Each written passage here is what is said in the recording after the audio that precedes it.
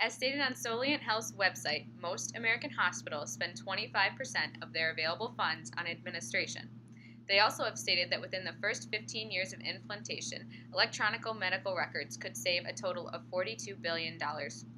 This is one example of how technology is the future for medical facilities. In today's world, technology has become a staple and is becoming more and more predominant in the medical community. Primary Care Hospital in Middle City, Florida has been experiencing readmission and mortality rates which are less than desirable. We have spent time analyzing this problem and have found the root causes to be inaccurate data collection and a non-standard output. A program was created that runs through Visual Basic in Excel. To solve the first problem of data collection, this program includes a graphical user interface, or GUI, that collects patient information from the user, or in this case, our nurse. The GUI that I created is currently shown. The user starts by entering their patient's number in the top text box, and then the user, in our case a nurse, must select their patient's condition through the mutually exclusive option buttons. They then answer 3 yes or no questions about their patient and then proceed to press OK. If all the information is entered correctly, the data will be recorded in the spreadsheet. This information is then coded to appear in organized columns on the left side of the spreadsheet.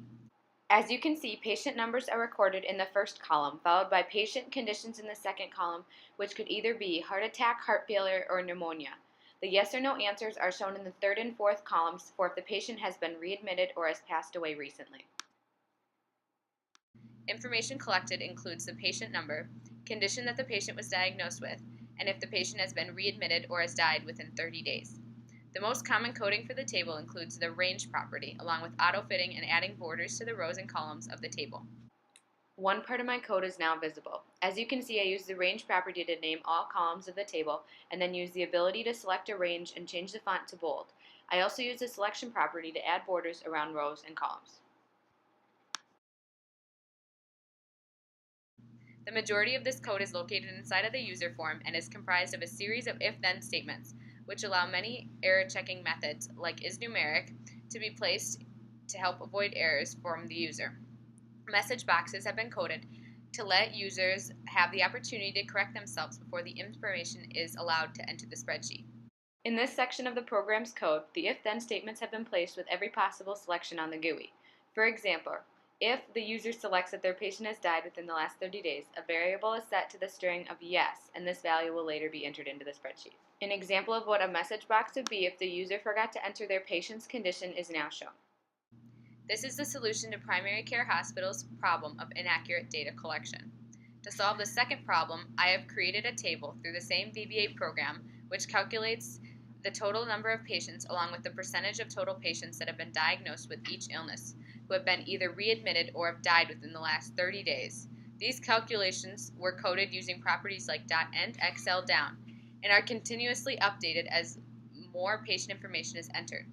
With this chart, outputs will be of the same format month to month and will solve primary care's problem with non-standard output. An example of the calculated table is shown. As you can see, the second and third columns are shown in percentages and were calculated by dividing each number by the total number of patients. The solution cost for this project will be $21,469. Of this cost, $21,128 goes towards the education of all 800 nurses in the hospital. The data for these costs were found on the PayScale website. The remainder of the cost, $450, goes towards engineering salaries, which were also found on the PayScale website. The 800 nurses will be split up into 2 groups and will each be educated on how to run this program in a 1-hour session. After this training, nurses will be able to effectively enter their patients' information through the program.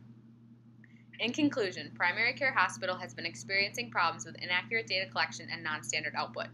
These problems can be solved by implementing the created macro in all of Primary Care's nursing stations, allowing for efficient and accurate data collection and output.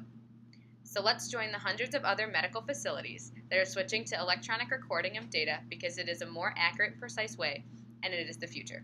Thank you.